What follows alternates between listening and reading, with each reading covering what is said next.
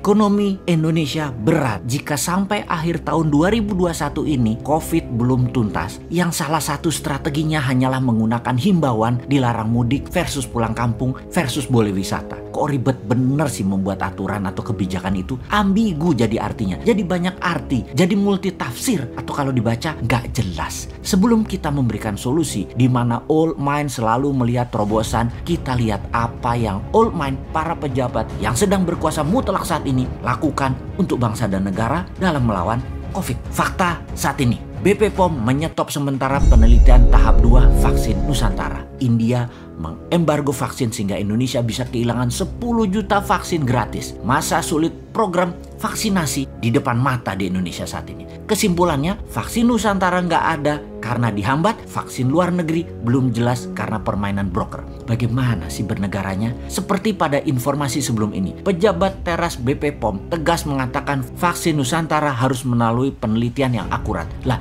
ini aneh bin ajaib pernyataan tersebut dan tindakan pejabat tersebut. BP POM ini bersikap double standar. Kenapa double standar? Sementara vaksin asing dibiarkan masuk bahkan langsung uji klinis tahap 3 hanya berdasarkan surat WHO, sedangkan vaksin Nusantara dihambat proses pengembangannya. Inilah simbol globalis berkuasa, globalis anti tindakan patriotisme kaum nasionalis. Jadi BP POM dimainkan agar memenangkan globalis untuk mematikan produk nasional. Saat ini nasionalis kalah oleh globalis dalam urusan vaksin karena pejabatnya old mind, anti nasionalis, dan pro globalis. Aslinya vaksin Nusantara adalah kolaborasi antara Aivita Biomedical dengan penelitian Universitas Diponegoro dan Rumah Sakit Karyadi, adalah proses transfer teknologi dendritic based vaksin. Alih-alih full support perjuangan anak bangsa, petinggi BP POM malah mencibir dan menuding peneliti Indonesia itu cuma nonton doang. Padahal mereka turut melakukan riset secara langsung.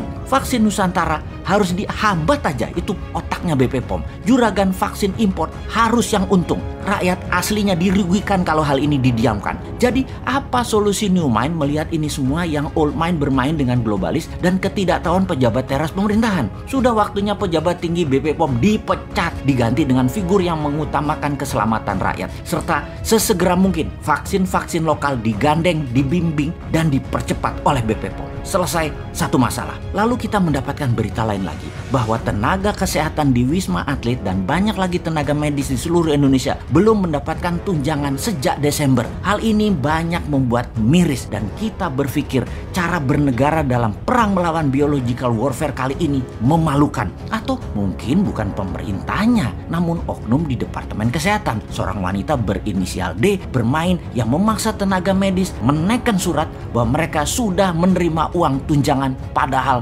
belum. 5 bulan kali 2.000-an tenaga medis dikalikan tunjangan bulanan adalah angka yang tidak besar bagi pemerintah saat ini. Juga kewajiban banyak ke rumah sakit yang belum dibayarkan juga banyak sekali jumlahnya. Rumah sakit yang belum dapat bayaran tersebut. Namun bagi pemerintah yang selalu telat atau belum membayar, sekali lagi dibandingkan dengan uang pemerintah yang jumlahnya 1.000 triliun, alokasi jumlah untuk kesehatan itu kecil. Harusnya bisa. COVID adalah perang. Itu pola pikir kaum new mind. Namun penanganan oleh pejabat pemerintah yang old mind pada saat ini, COVID hanya pandemi, hanya masalah kesehatan. Dalam pelajaran di Akademi Militer Modern, perang itu harus cepat, harus murah, dan tepat sasaran. Perang melawan COVID pun harusnya demikian.